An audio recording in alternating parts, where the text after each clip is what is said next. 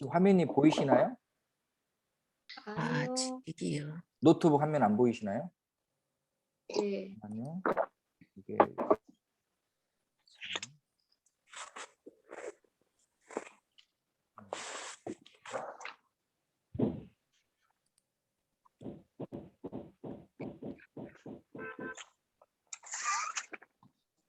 아이고.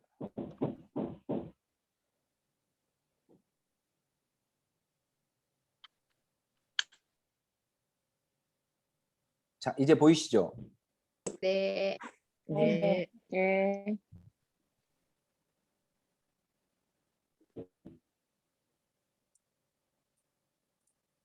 자, 그래서 우리가 성경을 제가 지난 시간에 내용별로 묶었잖아요. 그래서 역사, 체험, 예언의 세 범주로 나눴어요. 그리고 이것은 다시 두 부분으로 나눠지는데요. 구약의 창세기, 출애굽기, 레위기, 민수기, 신명기는 보통 율법서라고 해요. 히브리어로 토라라고 하죠. 모세 오경입니다. 왜 모세 오경이냐면 모세가 썼기 때문에, 이 저자가 모세라고 생각하기 때문에 모세 오경이라고 합니다. 유대인들은 이 토라, 이 율법을 가장 중요하게 여겼습니다. 우리가 지금은 시편이나 예언서, 서신서가 다 성경이지만 예수님 당시에는 이 토라가 성경의 전체였어요. 그래서 시편 말씀도 그렇게 중요하지 않았고 토라가 가장 중요했습니다. 율법에는 하나님의 말씀이 담겨 있죠. 그런데 율법서에도 역사적인 이야기가 있어요. 예를 들면 아브라함과 이삭과 야곱 시대에 대해 알 수가 있죠. 출애굽기는 이스라엘의 이집트 생활, 그리고 민수기는 이스라엘의 광야 생활을 기록하고 있습니다. 또한 역사서에도 율법적인 내용이 있어요. 주로 하나님의 언약과 약속인데, 예를 들면 이거죠. 여호수아서에서 이 율법책을 내 입에서 떠나지 말게 하며 주야로 그것을 묵상하여 그 안에 기록된 대로 다 지켜 행하라 라고 말했던 것이죠. 그러므로 율법에도 역사적 내용이 있고 역사서에도 율법적인 내용이 많이 담겨 있어요. 보세요. 이 그림을 보면 첫 번째 성경에서 다섯 번째까지는 율법이고, 여섯 번째부터 17번째까지는 역사에 대한 이야기입니다. 신약도 똑같이 구성되어 있어요. 신약도 크게 복음서 4권, 그 다음에 역사서 1권으로 되어 있습니다. 우리가 사복음서라고 하잖아요. 마태, 마가, 누가, 요한복음. 그런데 이 중에서요, 마태, 마가, 누가복음은 공간복음이라고 해요. 공간이라는 것은 바라보는 관점이 같다라는 뜻이죠. 그래서 형식을 보면 마태, 마가, 누가는 거의 유사해요. 내용도 비슷하고. 그런데 요한복음은 조금 다른 형식으로 기록되어 있어요. 그래서 요한복음은 우리 예수님의 어떤 신성, 하나님으로서의 예수님에 대해 굉장히 강조하고 있는 것이 요한복음입니다. 이거는 나중에 제가 구체적으로 나눌 수 있을 것 같아요. 이렇게 복음서는 우리 예수님의 생애와 사역에 대해 다루고 있고, 사도행전은 교회의 역사에 대해 말해주고 있어요. 사도행전이 28장까지잖아요. 그래서 어떤 사람들은 지금 이 시대, 저와 여러분은 사도행전 29장을 써 내려가고 있다라고 말을 합니다. 왜냐하면 지금도 계속 교회의 역사가 있기 때문에, 부흥을 경험했다가도 또 때로는 시련과 핍박을 당하기도 하고, 또 책망 가운데 다시 회개하고 돌아가는 그런 일들이 계속 반복되어지고 있는 것이죠.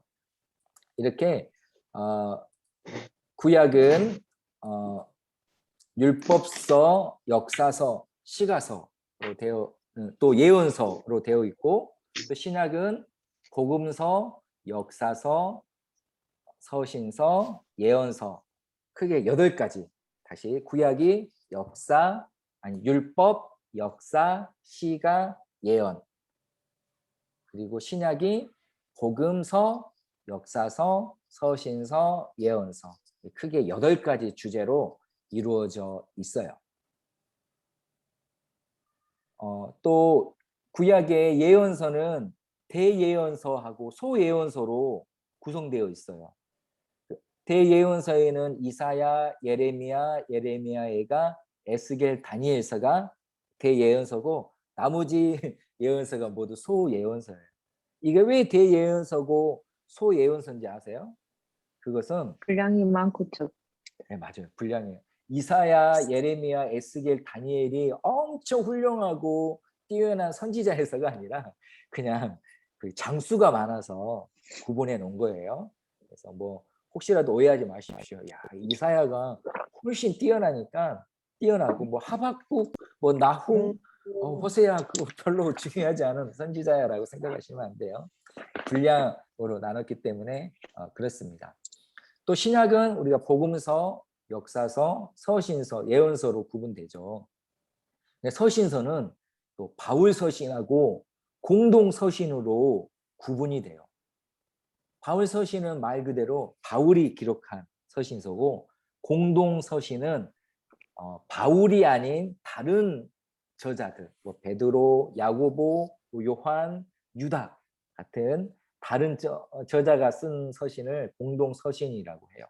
또 바울 서신은 크게 일반 서신, 옥중 서신, 목회 서신으로 나눠요. 일반 서신은 교회에 보낸 편지, 로마서, 갈라디아서, 고린도 전후서, 데살로니가 전후서.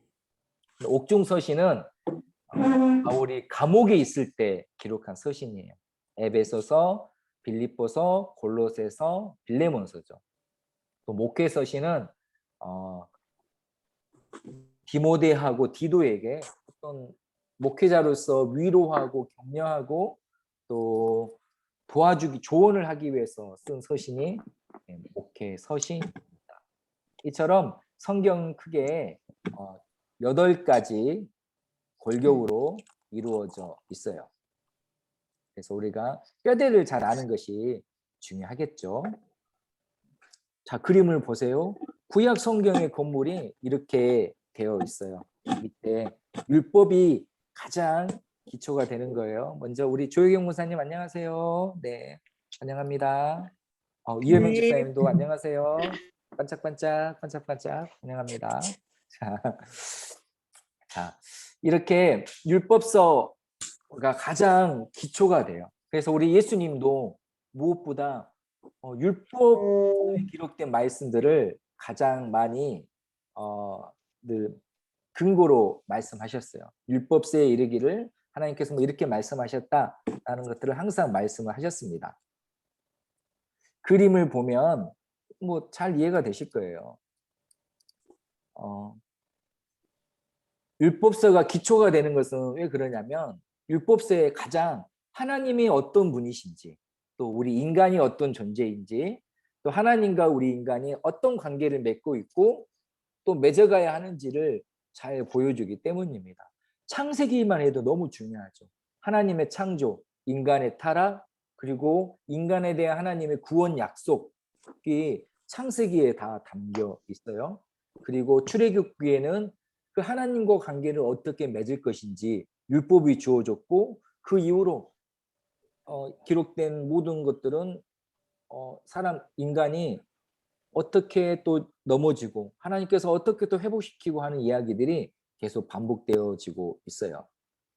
그래서 성경은 사실 창세기부터 읽는 것이 가장 중요합니다.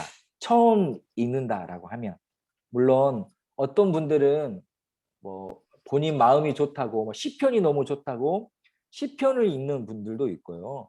또 어떤 사람들은 교회 안 다녀도 전도서나 잠언만 읽는 분들도 있어요. 물론 그것도 좋지만 그것보다도 하나님이 누구신지를 알기 위해 창세기부터 읽는 것이 가장 중요해요.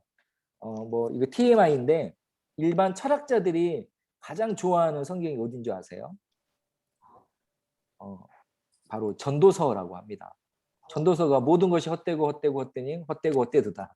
철학자들이 하는 말이 다 그거잖아요. 소용없어. 필요 없어. 의미 없어. 가치 없어라는 이야기를 많이 하니까 전도서를 그렇게 좋아한다고 하네요. 그래서 창세기는 하나님과 또 모든 것의 시작을 기록해 주고 있습니다.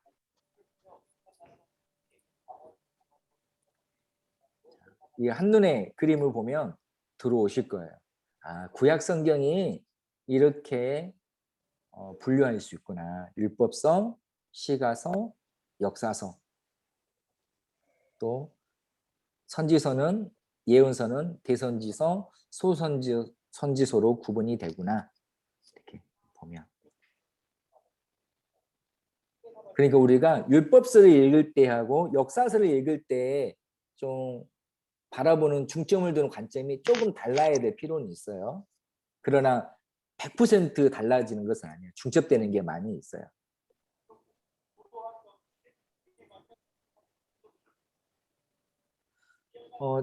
창세기가 왜 중요하냐면 창세기는 어떤 창조에 대한 이야기만 있는 것이 아니라 구속에 대한 인간 구원에 대한 약속이 가장 먼저 있는 성경이 창세기예요. 그것도 어디에 나오냐면 창세기 3장 15절에 나와요. 창세기 1장에서 하나님이 1장과 2장에서 창조하시죠. 그리고 3장 초반에 인간이 타락을 해요. 근데 머지않아서 바로 3장 15절에서 하나님이 회복과 구원에 대한 약속을 하셔요. 그 텀을 길게 두지 않고 곧바로 우리에게 약속하셨어요. 그리고 창세기 15장부터 마태복음 1장까지가 계속해서 그것들이 이루어지는 것을 설명하고 있는 거예요. 창세기 3장 15절에 내가 너로 여자와 원수가 되게 하고 너의 후손도 여자의 후손과 원수가 되게 하리니 여자의 후손은 내 머리를 상하게 할 것이요 너는 그의 발꿈치를 상하게 할 것이니라 라고 말씀하셔요. 여자의 후손은 바로 예수님을 말을 하고 여기서 너 하는 것은 뱀으로 상징되는 사단을 말합니다. 즉 여자의 후손 예수 그리스도가 사망 권세를 이기고 구원할 것이다 라는 약속이었어요. 이것을 원시 복음이라고 해요. 신학자들은. 하나님이 우리를 죄에서 구원하실 것이다. 또는 예수 그리스도에 대해서 말씀하고 있어요. 그래서 원시라는 것은 이게 무슨 촌스럽고 미개하다는 것이 아니라 가장 오래됐다라는 차원에서 원시 복음이라고 합니다. 그래요. 그래서 창세기에는 하나님, 또 사단, 악의 실체, 그리고 또 인간의 타락, 인간의 구원에 대한 것들이 가득 담겨 있습니다. 이것이 창세기 1장부터 11장까지의 내용이에요. 12장부터는 이제 아브라함이 나오면서 하나님의 구원 역사가 어떻게 아브라함을 통해서 이스라엘로, 또 이스라엘을 통해서 온 세계로 퍼져가는지를 설명해 주고 있습니다.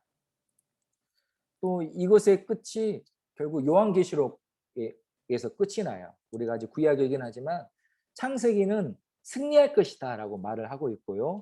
요한계시록은 또 승리할 것이다, 승리했다 라고 말을 하는 것입니다.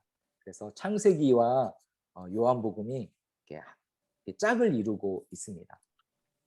이렇게 아무튼 성경의 처음 5권 창출 내민시는 중요한 기초가 돼요. 하나님의 성품, 또 인간을 향한 하나님의 계획이 들어 있습니다. 자, 그림을 보면 율법서에는 이러한 하나님의 속성들이 나와 있어요. 하나님의 불변하심, 또 영원하심, 주권적으로 일하심, 전능하심, 편재하심, 전지하심, 거룩하심, 공의로우심, 진리, 사랑. 제가 조금 어려운 얘기 할게요. 하나님의 속성은 크게 2가지가 있어요. 먼저 공유적 속성, 공유할 수 있는 속성이 있고, 2번째는 비공유적 속성, 공유할 수 없는 속성입니다. 공유적 속성은 뭐냐면 인간인 우리가 닮을 수 있고 우리도 가져야 될 속성이에요. 뭐냐면 거룩하신 하나님, 사랑의 하나님, 의로우신 하나님, 자비로우신 하나님, 신실하신 하나님, 이런 하나님의 속성과 성품은 공유적 속성이에요. 그런데 우리가 죽었다 깨어나도 공유할 수 없는 속성이 있어요. 뭐예요? 영원하신 하나님, 변치 않으시는 하나님, 어디에나 계시는 하나님, 모든 것을 아시는 하나님, 전능하신 하나님은 우리가 공유할 수 없는 속성입니다. 그래서 하나님의 속성은 크게 두 가지로 구분하는데 우리는 항상 하나님을 닮기 위해 노력해야죠. 그래서 살아가야죠. 그러나 우리는 뭐 모든 것을 아는 것이 아니라 하나님처럼 거룩하고 사랑이 많고 자비를 행하는 것이 하나님을 닮은 그리스도인의 삶입니다. 또 율법서에서 알 수 있는 것은 무엇이냐면 하나님께서 창조한 인간들과 너무나도 교제하기를 원하신다라는 거예요. 우리 하나님은 인간을 지어놓고 전혀 상관없이 방치한 것이 아니라 늘 계속해서 야 나랑 같이 지내자. 내가 너희 말을 들을 테니 너희도 내 말을 듣자. 우리 서로 사랑하자라고 끊임없이 하나님이 우리에게 다가오셔요. 그래서 하나님은 항상 우리 인간들에게 내가 어떤 하나님이지, 내가 너를 얼마나 사랑하는지 계속해서 계시하시고 보여주고 있습니다. 그것이 바로 율법이에요. 율법은 우리 인간으로 하여금 이거 해라, 이거 하지 말아라 통제하기 위한 것이 아니라 하나님과 끊임없이 교제하기 위해서 말씀하시는 거예요. 우리가 누군가랑 교제를 한다고 하면 서로 말도 할 뿐만 아니라 때로는 약속을 하기도 하고 아니면 나 이거 갖고 싶은데 나 이거 원하는데 해주면 안 돼? 라고 하기도 하고 아니면 뭔가를 잘 준비해서 대접하기도 할 때 인간관계가 풍성해지잖아요. 마찬가지로 하나님과의 관계에서도 행하고 섬기고 고백하고 선포하는 것들을 통해서 하나님과의 관계가 풍성해지는 거예요. 하나님께서 우리에게 기도하라, 말씀을 읽어라, 예배하라 하는 것도 우리를 막 통제하기 위한 것이 아니라 사랑하고 교제하기 위한 강편인 것입니다. 그래서 하나님께서 우리에게 율법을 주셨어요. 율법을 크게 두 가지로 정리하면 먼저 하나님께서 모세를 통해 10계명을 주셨잖아요. 1계명부터 10계명을 주셨는데 1에서 4계명은 하나님과 인간의 관계에 대한 계명이죠. 그리고 5에서 10계명은 인간 사이의 관계에 대한 계명입니다. 그래서 1에서 4계명은 좀 고상한 말로 하면 대신 계명, 하나님에 대한 계명이고 5에서 10계명은 대인 계명입니다. 인간에 대한 계명이죠. 근데 놀랍게도 이걸 누가 말한 줄 아세요? 제가 교회학교 예배 때 하경이한테 들었어요.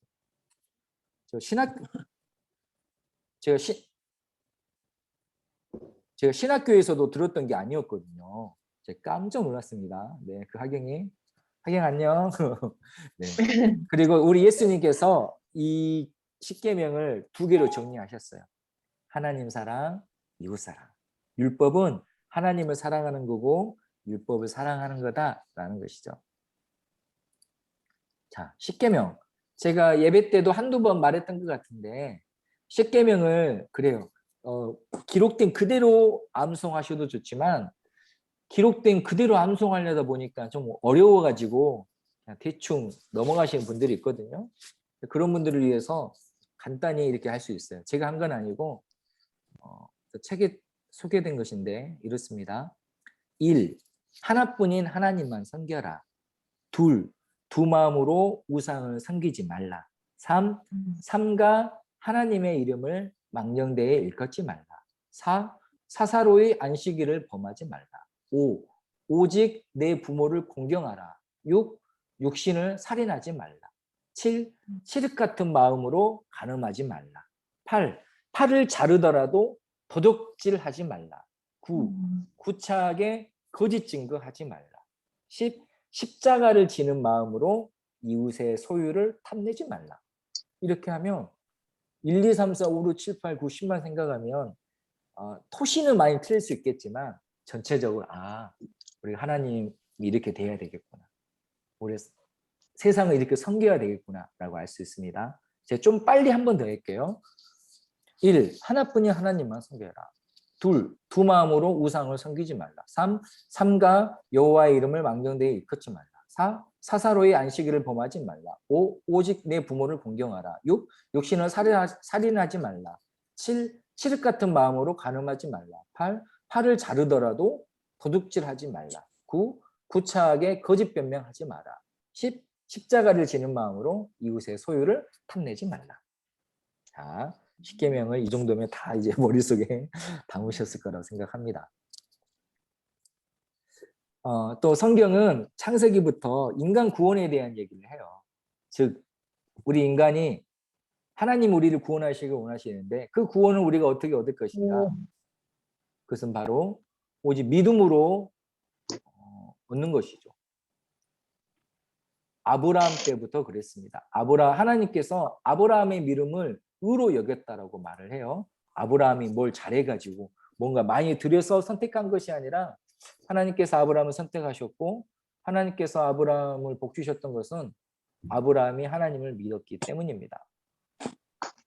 하나님은 모든 성경은 하나님께서 이걸 말해주고 있어요. 하나님은 인간을 또 저와 여러분을 단 한 번도 포기한 적이 없으시다. 신실하시다라는 것입니다. 그래서 성경을 보면서 하나님은 신실하시구나. 이런 나까지도 사랑하시는구나. 나를 향한 선한 계획이 있으신 분이시구나 라는 걸 아는 것에서부터 우리의 믿음과 소망과 어떤 용기와 담대함이 생기는 거예요. 그래서 우리가 나는 하나님을 어떤 분으로 고백하는가가 정말로 중요합니다. 우리 지난주 설교 말씀에 그 문화를 수건에 싸두었던 종 있잖아요. 그 종은 하나님을 어떤 사람으로 생각하고 있었나요? 엄한 사람으로 오해하고 있었죠. 그래서 주인이 나를 사랑한다라고 생각하지 못했어요. 주인이 나를 향한 계획이 있다라는 것도 알지 못했어요. 무서운 분, 심판주 하나님으로만 생각해가지고 아무것도 하지 않았어요. 이것도 조금 TMI인데 제가 예전에 청년 사회 갈 때 하나님을 어떤 하나님으로 고백하냐라고 물어봤죠. 물어보니까 뭐 사랑의 하나님, 은혜의 하나님을 하는데 그 몇몇 친구들은 꼭 심판의 하나님이라고 얘기를 해요. 왜 그렇게 생각하냐고 물어보니까 자기가 요즘 그렇게 잘 살고 있지 못하대요. 죄도 많이 짓는 것 같고 신앙생활 열심히 안 하는 것 같으니까 심판의 하나님으로 고백한다고 하더라고요. 이거 농담이었지만 하나님이 어떤 분이신지 그리고 하나님이 나를 어떻게 생각하시는지 알려면 율법서가 가장 중요하고 말씀을 늘 가까이 하는 것이 정말로 중요합니다. 그리고 그것을 늘 확인하고 잊지 않기 위해서 우리가 기도하는 거예요. 기도하지 않으면 그냥 하나의 문장으로만 남아있거든요. 그래서 하나님은 나를 사랑하셔. 문장으로만 아는 거예요. 그래서 정신승리라고 하죠. 그래, 나는 하나님은 나를 사랑하셔.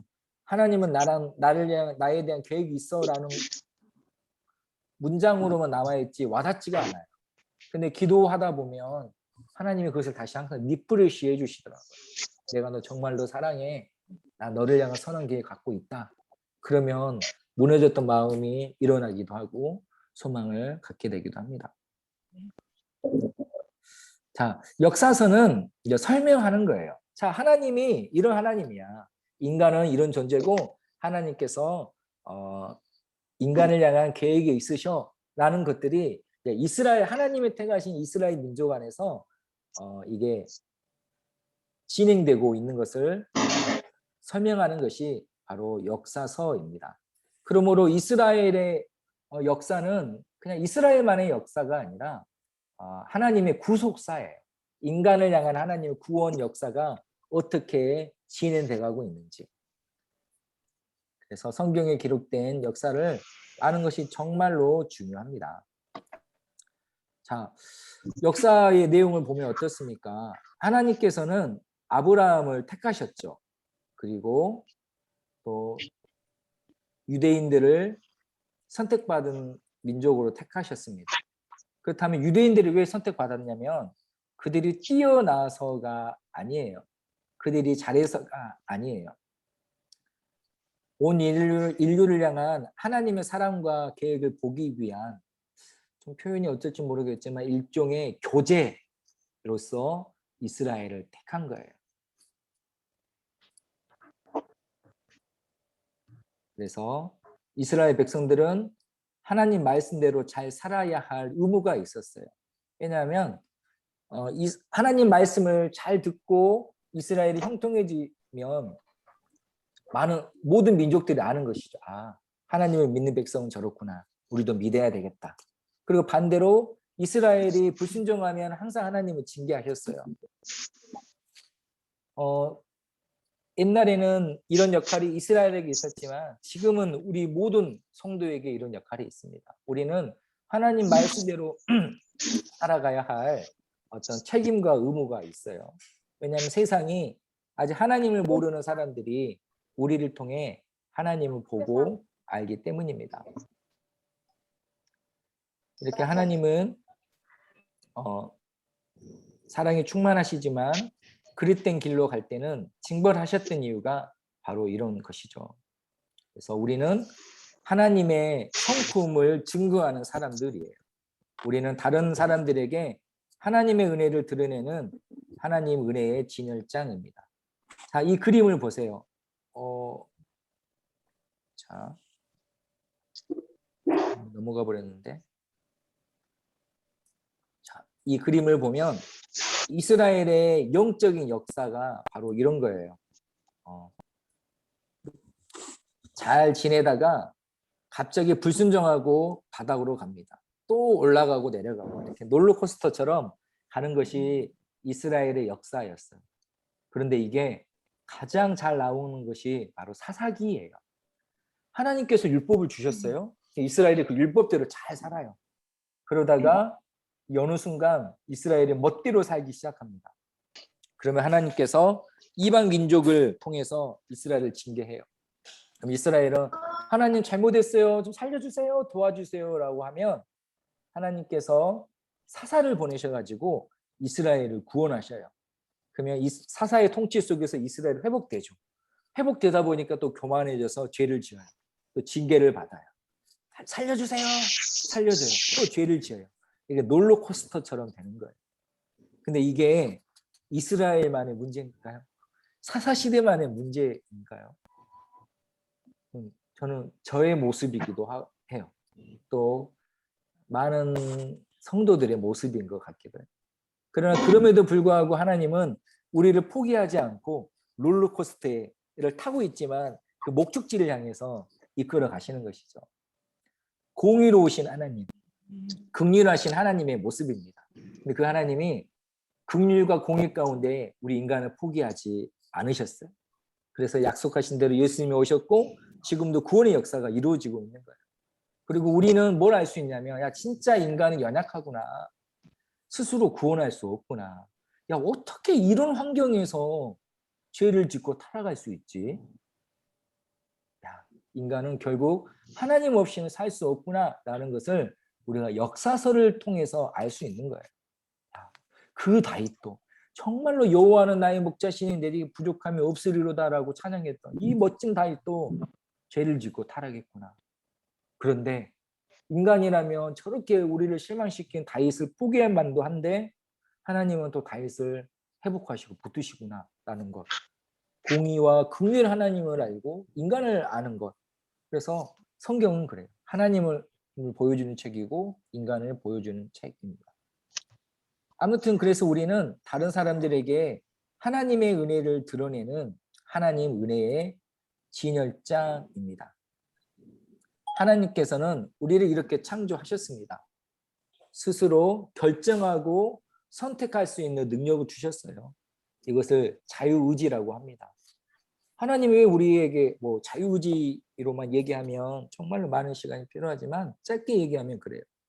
하나님은 우리와 진정한 사랑의 관계를 원하셨기 때문에 우리에게 자유의지를 허락하셨어요. 진정한 사랑의 관계란 무엇입니까? 사랑하기로 프로그램된 것이 아니라 스스로 사랑하는 인격적인 사랑이 진짜 사랑이죠. 우리가 가끔 TV에 보면 그러잖아요. 상납하듯이 뭔가를 주고 바치는 것은 사랑이 아니잖아요. 제가 뭐 예를 들어서 우리 성도님들하고 최면을 걸어가지고 손가락을 한번 딱 튕기면 사랑합니다 하고 손가락으로 2번 튕기면 축복합니다라고 말을 하는 것은 진정한 사랑이 아니잖아요. 나의 의지로 자발적으로 사랑을 고백하는 것이야말로 진정한 사랑이죠. 그래서 하나님은 우리를 사랑하시고 우리와 사랑의 관계를 맺기 위해서 우리에게 의지를 허락하셨던 것입니다. 자, 세 번째 구약은 시가서입니다.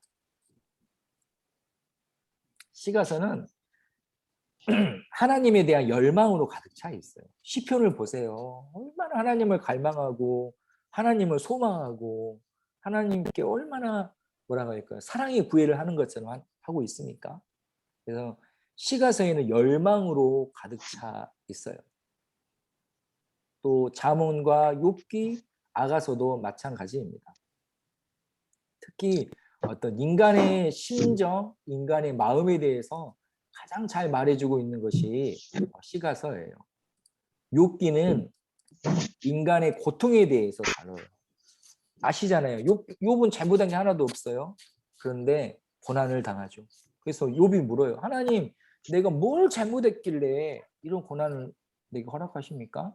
욥의 친구들이 야, 너 분명히 죄를 지었으니까 그럴 거야. 당장 회개해. 라고 하는데 욥은 아무리 생각해도 자기가 죄 지은 게 없어요. 그러나 결정적으로 말을 하는 것은 하나님께서 뭐라고 하냐면 이 모든 것을 허락하신 주관하는 것은 나 여호와 하나님이다. 그러나 이 큰 뜻을 인간으로서는 다 이해할 수 없고 또 깨달을 수 없다.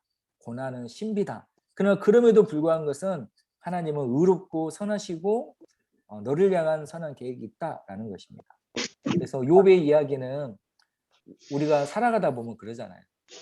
나쁜 사람들은 잘 되고 착한 사람들이 고통받는 이 시대에 대해서 하나님이 살아계시더라면 어찌 이런 일이 있는가라고 묻는 사람들에게 답을 주는 거예요. 그래서 무엇이냐면 우리 그리스도인들은 하나님은 의로우시다라는 것을 인정하는 그 믿음의 기초에서 고난의 신비에 용기를 갖고 대해야 된다라는 것입니다. 욥기는 뭐 다음에 충분히 나누도록 하겠고요. 또 시편은 뭐냐면 하나님의 어떤 분이신지 또 하나님의 성품이 무엇인지 문학적으로 아주 풍성하게 설명해 주고 있어요. 또 잠언은 하나님을 경외해라 라는 것입니다. 또 신뢰하고 의지하고 사랑하고 찬양해라 라는 것입니다. 또 잠언 전도서 역시 하나님이 어떤 분이신지를 보여주는 성경입니다. 하나님만 목적이니 하나님만 경외해라.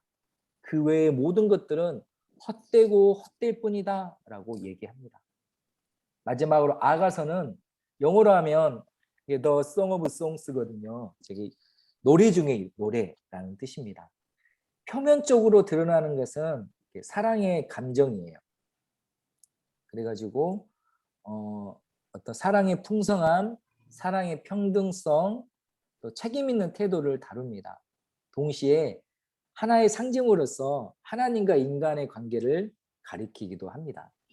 이것이 바로 시가서에 기록된 하나님을 향한 열망입니다. 두 가지 열망이 있어요. 하나님을 향한 인간의 열망, 그리고 인간을 향한 하나님의 열망이 압축되어 있는 것이 시가서입니다. 예언서는 기대죠. 하나님 나라가 어떻게 이루어질 것인지, 언제 올 것인지, 하나님이 우리를 구원하실 것인지에 대한 약속. 우리 약속이 있으면 기대하게 되잖아요. 지금 코로나 시대에 사람들이 많이 힘든 것 중에 하나가 이것이 언제 끝날지 모른다라는 것 때문에 그것이 가장 힘든 것 같아요. 그런데 딱 날짜가 정해져 있으면 사람들이 굉장히 위로를 받고 힘을 얻거든요. 그래서 저 말고 군 생활 해보신 분 없으시죠? 죄송합니다. 군대 얘기해서. 군 생활을 버틸 수 있는 이유 중에 하나는 제대 날짜가 딱 정해져 있기 때문에. 그럼 힘들어도 며칠 남았다, 며칠 남았다.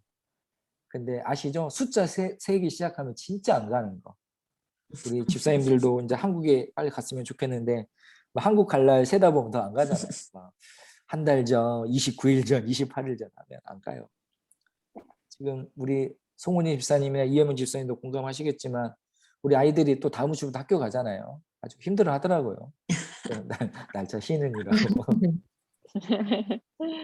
네, 그렇습니다. 뭐 예언서는 이렇게 크게 17권으로 되어 있는데 예레미야 예가는 그저 예레미야가 쓴 건데 예레미야서는 이스라엘이 망하기 전에 쓴 거였고 예가는 망하고 나서 애굽으로 피난을 가면서 슬퍼하는 노래예요. 예가 슬픈 노래. 예언서의 목적은 분명합니다. 이것이 주제를 가장 잘 보여주는 것이 이사야 5장이에요. 하나님께서 뭐라고 말씀하시냐면 내가 극상품 포도나무를 심었는데 어찌하여 들포도를 맺었는가. 그러면 내가 이 모든 것을 다 갈아엎어버리겠다. 그리고 다시 새로 하겠다라는 것입니다. 하나님께서 이스라엘 선택하셨어요. 율법을 주셨어요.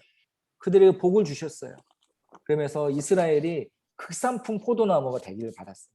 그래서 모든 열방이 하나님의 살아계심과 역사하심을 알기를 원했는데 이스라엘이 타락하고 불순종해서 들포도나무를 맺어버렸어요. 그럼 이 들포도는 쓸 수가 없어요. 다시 뽑아서 다시 심어야 돼요. 예언서의 내용이 바로 이런 거예요. 너희가 들포도다 지금. 지금이라도 너희가 회개하고 하나님께로 돌아가면 너희가 회복되겠지만 하나님을 의지하지 않으면 하나님의 징계가 있을 것이다 라고 말을 해요. 그 모든 예언서의 끝에는 회복을 얘기합니다. 그러나 너희가 황폐해진 이후에 하나님께서 너희를 회복하실 것이다. 그래서 예언서는 하나님 말씀 들어야 돼, 회개해야 돼. 회개하지 않으면 망하게 될 거야. 그러나 망하는 것이 끝이 아니라 그러나 하나님께서 너희를 회복하실 거야. 아니 큰 세 가지 주제로 이사야부터 말라기까지 이어지는 거예요. 이것이 예언서에 담긴 큰 내용들입니다. 그림을 보시면 아시겠지만 하나님께서는 이스라엘에게 의로움을 기대하셨어요. 그리고 이스라엘은 또 하나님께 구세주와 하나님 나라를 기대했습니다. 예언은 단순히 미래에 어떤 일이 일어날 것인가를 말하는 것이 아니에요. 어떤 사람들이 예언에 너무 집중하는 경향이 있는 분들이 있어요. 그래서 뭐 예언기도 받으러 간다. 예언기도 듣으러 간다라고 하면서 소문난 기도원이나 소문난 기도 잘한다 하는 사람들 찾아가는 경우가 있습니다. 이거는 조금 위험한 거예요. 우리를 향한 하나님의 예언이 지금도 선포되고 있지만 그래서 인위적으로 듣기 위해서 내가 뭔가를 해야 되는데 하나님 제가 뭔가를 결정해야 되는데 사업에 중요한 결정해야 되는데 하나님 제가 한국으로 돌아가야 될지 베트남에 계속 있어야 될지 막 궁금하면서 예언기도 잘한다는 사람을 찾아가시는 분들이 있어요. 근데 어떤 것 같으세요? 이게 과연 믿음일까요? 아니면 기복적인 것일까요? 그래서 그런 분을 찾아가신 분들이 나중에 막 이름을 바꿔가지고 와요. 갑자기 강다윗, 강모세 이름을 바꾸라 그랬대요. 그런 식으로. 좀 포상지만 다를 뿐이지 어디서 많이 본 것 같죠.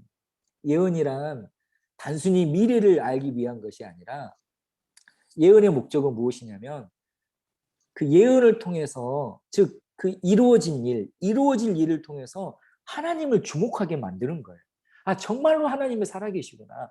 하나님이 나를 정말로 사랑하시는구나를 알기 위해 초점이 하나님께 있어야지 내게 유리한 것을 선택하고 내가 복을 받기 위한 예언 것이 아니에요. 형태는 하나님이 이렇게 말씀하셨습니다. 집사님 하나님께서 이런 말씀을 주시는 것 같아요 라는 것일지라도 초점이 하나님께 있어야 되지 나의 이익과 나의 어떤 편안함 위에 예언이 사용된다면 그거는 결단코 하나님이 기뻐하신 것이 아닙니다. 그래서 예언의 목적은 하나님의 뜻과 계획을 알게 하는 거예요. 혹여라도 우리가 뭐 예언 기도나 아니면 예언 뭐 잘한다는 분을 만날 수도 있습니다. 그러나 그 모든 것 가운데 하나님 역사가 하나도 없다라고 말할 수는 없지만 중요한 것은 초점은 하나님의 뜻을 아는 것이어야 돼요. 절대 기복적으로 흘러가서는 안 되고 그것을 꼭 잊지 않으셨으면 좋겠습니다. 자, 신약의 얘기도 잠깐 할게요. 왜냐하면 이게 전체적인 성경을 다루는 것이기 때문에. 자, 이렇게 구약에서는 이렇게 하나님께서 우리를 구원하실 것이다. 그리고 그것이 이스라엘 역사 가운데 진행되어 가죠. 그리고 그것이 실제로 눈으로 보여지는 것이 바로 신약입니다. 특별히 사복음서이죠. 구약에서 예언된 그리스도가 누구신가, 그리고 그분이 어떻게 우리를 구원하셨는가를 보여주는 것이 사복음서입니다. 그 이전에 400년 동안 침묵기가 있었어요. 그때는 예언 선지자도 없었고 천사도 없었습니다. 400년 동안 하나님께서 아무 말씀하지 않으셨어요. 굉장히 이스라엘 민족들에게는 힘든 시간이었어요. 버림받았다라고 느껴졌던 시간이었어요. 그러다가 세례 요한이 와서 예수님께서 오실 것을, 그리스도가 오실 것을 선포하는 것으로 신약이 시작됩니다. 그래서 신약은 하나님의 구원 약속이 이루어지는 것을 구체적으로 보여줍니다. 그리고 예수님에 대한 이야기를 하죠. 예수님이 오셨고, 예수님은 사역하셨고, 십자가에 달려 죽으셨습니다. 제가 준비한 내용들은 좀 더 많이 있는데 하다 보니까 이게 조금 어려울 것 같아서 넘어가겠습니다. 그래서 구약은 크게 이거예요. 구약은 예언된 그리스도, 신약은 인간의 몸으로 오신 그리스도이고요. 구약은 그리스도가 올 것이다, 기다려라 고요. 신약은 그리스도가 오셨다라고 선포하는 것입니다. 그리고 구약은 인간 위에 계신 하나님, 제사장과 성전, 성소, 제사가 필요했어요. 근데 신약에서는 우리 인간 가운데 함께 하신 하나님입니다. 예수님께서 막힌 담을 하셨죠. 성전의 휘장을 찢으셨죠. 그래서 누구든지 믿음만 있으면 보좌 앞으로 갈 수 있어요. 제사장이나 선지자나 성소가 필요 없어요. 이것을 신학적으로 만인 제사장설이라고 하죠. 예수님을 믿는 모든 사람들이 제사장처럼 하나님께 직접 나아갈 수 있다는 것입니다. 신약의 이야기가 바로 이런 이야기예요.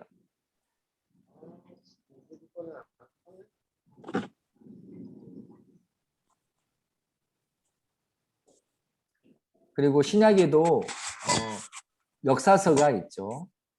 그것은 바로 사도행전입니다.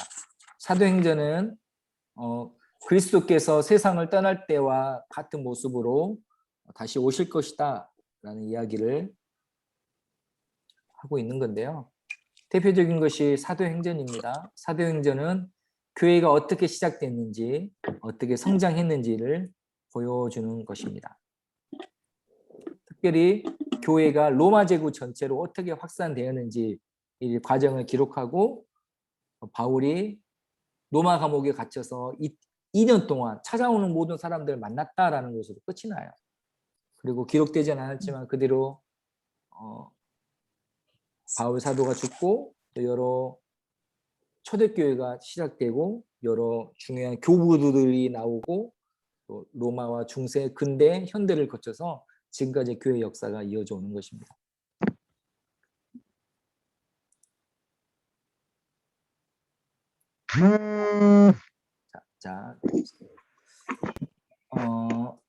간단히 설명할게요. 교회는 헬라어로 에클레시아입니다. 에클레시아의 뜻은 불러내다라는 의미예요. 즉 세상으로부터 불러냈다. 어떤 사람들을요? 예수님을 믿는 사람들. 그러므로 교회는 건물이 아니라 예수님을 그리스도로 고백하는 사람들의 모임이 바로 교회입니다. 교회는 크게 보이는 교회와 보이지 않는 교회로 나눌 수 있어요. 보이는 교회는 우리 하이펑 세계로 하는 교회, 눈에 보이잖아요. 목사님이 있고 장로님이 있고 권사님이 있고 여러 이렇게 제도와 형식을 갖춘 교회예요. 또 보이지 않는 교회는 믿는 자들이 흩어져서 존재하는 무형적 교회, 좀 어렵죠.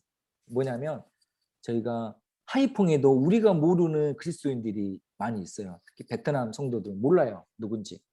그 모든 사람들을 포함하는 교회죠. 그래서 보이는 교회, 보이지 않는 교회. 그래서 제가 가끔 농담으로 하이퐁에 우리 교회가 우리 교회밖에 없어. 누가 그러더라고요 저한테. 강호 목사님이 하이퐁에서 제일 큰 교회 담임이시죠? 막 하잖아요. 이렇게 보이는 교회로 하자면 맞는 말이기도 하지만 보이지 않는 교회로 생각하면 안 돼요. 우리가 유일한 교회라고 하면 안 돼요. 하나뿐인 교회이기도 하지만 눈으로 보이기에는 우리가 아닌 교회도 있을 수 있고 또 있다라고 생각을 해요. 교회의 속성은 크게 거룩성이에요. 교회는 거룩한 공동체입니다. 왜 거룩합니까? 저 때문에요? 우리 때문에요? 아니에요. 예수님 때문에 거룩해요. 교회는 거룩한 공동체입니다. 또 교회는 통일성이 있어요. 이것은 뭐냐면 베트남 교회가 다르고 우리 한인교회가 달라요. 또 베트남에 있는 한인교회가 다르고 한국에 있는 교회가 달라요. 문화도 다르고 전통도 다르고 조직도 달라요. 그런데 예수님 안에서 한 몸을 이루고 있기 때문에 교회는 통일적인 공동체예요. 또 교회는 보편적인 교회예요. 우리 하나님이 어디에나 계시는 것처럼 교회는 어느 시대 어느 곳에나 존재해요. 그래서 교회는 굉장히 전 세계적인 우주적인 공동체입니다. 마지막으로 교회의 토대는 사도의 신앙 고백에 있어요. 마태복음 16장 16절 주는 그리스도시요 살아계신 하나님의 아들이시니다 라는 베드로의 고백에 예수님께서 교회를 세우셨어요. 그래서 우리 교회는 어떤 신앙의 줄기 또 신앙의 토대가 굉장히 중요합니다. 교회의 가장 중요한 사역은 크게 5가지라고 해요. 먼저 예배, 또 선교, 교육, 섬김, 교제입니다. 예배하죠. 또 우리가 선교하죠. 또 교육하죠. 우리 지금 교육하잖아요. 또 섬기죠. 또 다양한 모습으로 섬기고 있고 또 성도의 교제입니다. 교제는 굉장히 거룩한 거예요. 쓸데없는 것이 아니에요. 굉장히 거룩한 것입니다. 교회의 중요한 사역 중에 하나입니다.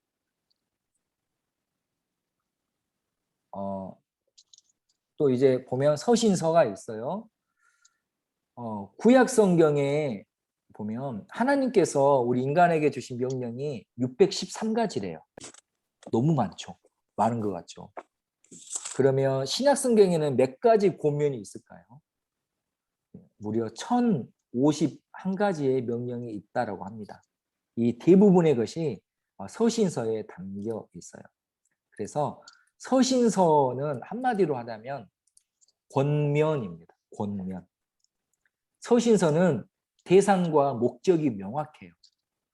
예를 들면 로마서는 바울이 로마 교회에 쓴 편지예요. 왜 썼냐면 바울이 이제 유럽 선교를 본격적으로 하기 위해서 로마를 가기를 원했어요. 로마에 가기 전에 로마 교회는 바울이 시작한 교회가 아니거든요.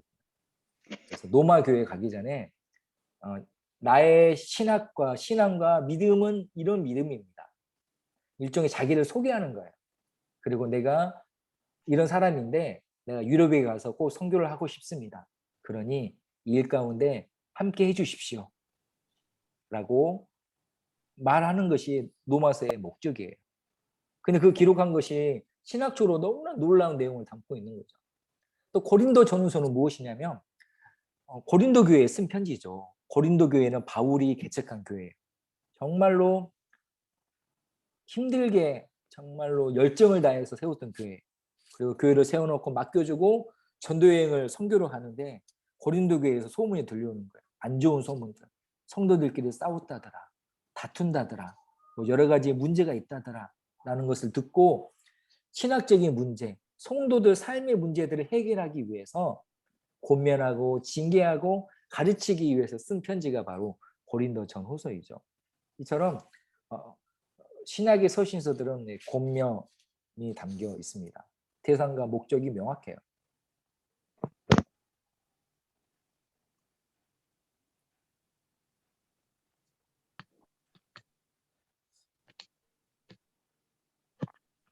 이렇게 복음서와 사도행전은 뭐 역사, 민족적 이런 것이라면 서신서는 이제 교리에 대한 얘기가 많이 있고요. 개인적인 적용에 대한 것들이 굉장히 잘 되어 있는 성경입니다. 뭐 요한계시록은 어려워요. 저도 굉장히 요한계시록이 부담스럽습니다. 왜냐하면 요한계시록을 자의적으로 해석하는 이단들이 굉장히 많았어요. 초대교회 때부터. 그러다 보니 괜히 이렇게 잘못 날카로운 칼인 것처럼 잘못 만졌다가 이렇게 다칠까봐 좀 멀리하는 경향이 누구에게나 있는 것 같아요. 목회자들한테 제가 정직하게 솔직하게 말하면 목회자들한테도 요한계시록 굉장히 부담스러운 거. 그냥 섣불리 만졌다가 큰일 날 것 같으니까 조금 이렇게 넘어가는 경향들이 있고 성도님들 역시 좀 그런 경향들이 있어요. 그럼에도 불구하고 우리가 요한계시록을 잘 봐야 될 필요가 있습니다. 요한계시록은 결국 그거예요. 최악의 날이 다가오고 있다. 심판의 날이 다가오고 있다. 그러나 동시에 최고의 날이 다가오고 있다라는 것입니다. 심판의 날이 다가오고 있다라는 것은 두 가지 의미죠. 누군가에게는 가장 안 좋은 소식이고 누군가에게는 가장 좋은 소식이라는 것이죠. 그리고 요한계시록을 말을 하는 것은 하나님의 심판은 무서운 심판이 아니야. 좋은 소식이야. 새하늘과 새 땅, 하나님과 영원히 사는 하나님 회복하는 그날이 올 것이니 비록 세상 가운데 어려움이 있고 환난과 핍박이 있을지라도 그 좋은 나라를 바라보며 견디고 인내하고 소망을 잃어버리지 말아라. 그리고 그날을 준비하면서 흰옷을 입고 청룡한 줄을 들고 구원하심이 보좌에 앉으신 하나님과 어린 양께 있도다라고 선포하며 예배하면서 초심 잃지 않고 믿음 잃지 않고 살아라 라는 말씀인 것입니다. 이것이 핵심이에요. 이것을 넘어가 가지고 단어 하나, 표현 하나에 집착하는 것은 전체적인 그림을 놓쳐버리는 것입니다. 어떤 분들은 요한계시록을 축제에 대한 성경이라고도 해요. 하나님의 그 축제가 얼마나 아름다울 것인지. 축제가 올 것이니까 지금 조금 일도 많고 농분기여도 인내하자. 그리고 우리가 주어진 일을 잘 감당하자라고 쉽게 간단히 설명해 볼 수 있겠습니다. 그래서 성경의 시작과 끝은 이렇게 돼요. 창세기, 요한계시록. 창세기는 하나님의 창조, 또 요한계시록은 새로운 창조, 새하늘과 새 땅이죠. 근데 이것을 새하늘과 새 땅이 한자로 말하면 신천지잖아요. 좀 좋은 말인데 이게 이상한 사람들이 자기들이 갖다 써버려가지고 우리조차도 괜히 신천지 옛날부터 있었던 말이거든요. 이제 말하기가 좀 부담스러운 말입니다. 네, 좀 어감이 좀 표현이 그러니까 우리가 신천지라는 말을 좀 조심히 사용해야 되겠지만 그것에 담긴 의미나 그 가치를 잃어버리면 안 돼요. 새하늘과 새 땅. 하나님께 우리를 완전히 회복하시고 우리가 하나님과 영원히 다스리고 통치하는 그것에 대한 말씀이라는 걸 잊지 않아야 됩니다. 그래서 하나님의 완전한 통치, 또 하나님과 조화를 이루는 모든 인간, 모든 피조물에 대한 것이 요한계시록. 창세기와 요한계시록은 하나의 짝을 이뤄서 성경의 중요한 기초를 세워주고 있습니다. 그리고 하나님께서 우리 인간에게 성경을 주신 가장 큰 목적은 무엇이냐면 바로 우리가 예수님을 알게 하기 위해서입니다. 왜냐하면 예수님을 알아야 영생이 있고 구원이 있고 천국이 있기 때문입니다. 그래서 우리가 지금 이걸 배우는 것도 결국엔 예수님 사랑합니다. 예수님 감사합니다. 주님께 내 삶을 드립니다라는 고백으로 이어지는 성경 공부가 되기를 바라요. 그래서 우리가 전체적으로 오늘은 구약에 대한 또 조금 더 지난 시간보다 풀어가지고 구약과 신약의 흐름이 8가지로 되어진다. 라는 것에 대해서 좀 배워봤습니다.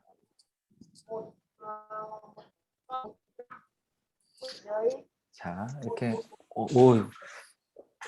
여유 있게 한다고 그랬는데도 벌써 1시간이나 이렇게 지났습니다. 제가 해보니까 1시간 넘어가면 굉장히 힘드실 것 같아요. 왜냐하면 이게 아무래도 소통을 하기가 이렇게 실시간으로 안 되니까 제가 주로 제가 말하고 듣기만 해야 되잖아요. 그래서 뭐 1시간 동안 듣는 것도 너무 감사하고 더 넘어가면 어려울 것 같아서 1시간 정도로 맞춰서 진행을 했습니다. 제 도움이 되셨는지 모르겠고요. 아까 인사하지 못한 용은정 집사님, 이혜명 집사님, 조경 목사님 안녕하세요. 네. 안녕하세요. 네. 아우, 다 우리 제가 갑자기 부끄러워집니다. 얼굴이 나오니까. 네. 네. 네. 집에 가면 그래요. 뭐 이렇게 남편이 사라졌다고 아빠 어디 갔냐고 막 이렇게 몰골이 이러다 보니까. 네. 이렇게 오늘 너무 감사하고요. 이렇게 혹시 궁금한 거 있으면 언제든지 개인적으로 카톡으로나 물어봐 주시면 제가 최선을 다해서 공부하고 또 아는 것들은 또 말씀해 드리도록 하겠습니다. 그래서 오늘은 이렇게 하겠고요. 또 한 가지 또 공지를 하자면 이번 주까지 저희가 교회 모임이 다 금지되어 있어요. 지금 예상하기로는 3월 8일부터 풀릴 것 같아요. 조금 희망하면 뭐 이거 좀 안정됐으니까 3월 7일 주일부터 모였으면 좋겠다라는 생각이 들지만 뭐 잘 모르겠습니다. 그래서 3월 7일까지 토요일까지 기다려보고 연락을 드려야겠고요. 3월 8일부터 풀리게 되면 바로 수요 예배부터 바로 드리려고 합니다. 수요 예배 금요 기도회 시작할 거고요. 성경 공부는 이대로 줌으로 하려고 합니다. 또 저희가 수요 예배도 오시고 하시는데 이거 1시간 때문에 오고 가기가 조금 부담이 되실 것 같고 또 멀리 계신 분들은 솔직히 어렵잖아요. 그래서 괜찮으시면 줌으로 성경 공부를 계속 하겠습니다. 근데 나는 줌으로 못 하겠다라고 하시면 오세요. 오셔서 제가 이렇게 하고 있을 때 옆에서 방청객으로 봐주시면 되니까 오셔도 됩니다. 오셔도 되고 그렇지만 줌으로 하셔도 되고요. 어떻게 이렇게 해도 될까요? 네. 네, 줌으로 하셔도 될 것 같으면 하겠습니다. 그리고 오늘이나 내일에 참 좋은 마이크가 옵니다. 그러면 소리가 더 잘 들어갈 것 같아요. 자, 오늘 좀 어떻게 하다 보니까 조금 그래 잘 못한 것 같다라는 좀 반성도 들기도 하는데 오늘 도움이 되었기를 바라고 제가 기도하고 마무리하도록 하겠습니다. 하나님 감사합니다. 오늘 전체적으로 성경이 어떻게 쓰여졌고 어떤 목적으로 기록되었는지 오늘 살펴봤습니다. 그 8가지 주제를 살펴봤는데 이것이 앞으로 우리가 구약 성경 하나하나를 볼 때 중요한 기초가 되도록 도와주시옵시고 하나님 성경을 읽을 때 또 공부할 때 우리가 하나님을 알고 또 예수님을 알아가는 것에 초점이 있게 하여 주시옵소서. 모든 초점이 하나님을 향해 있을 때 하나님이 우리에게 주시는 복과 은혜가 가득하게 될 줄 믿습니다. 이 모든 것 주님 손에 올려드리며 예수님의 이름으로 감사하며 기도드리옵나이다. 아멘. 아멘. 네. 자, 그러면 이것으로 인사하고 우리 다음에 또 만나겠습니다. 안녕히 계세요. 네, 감사합니다.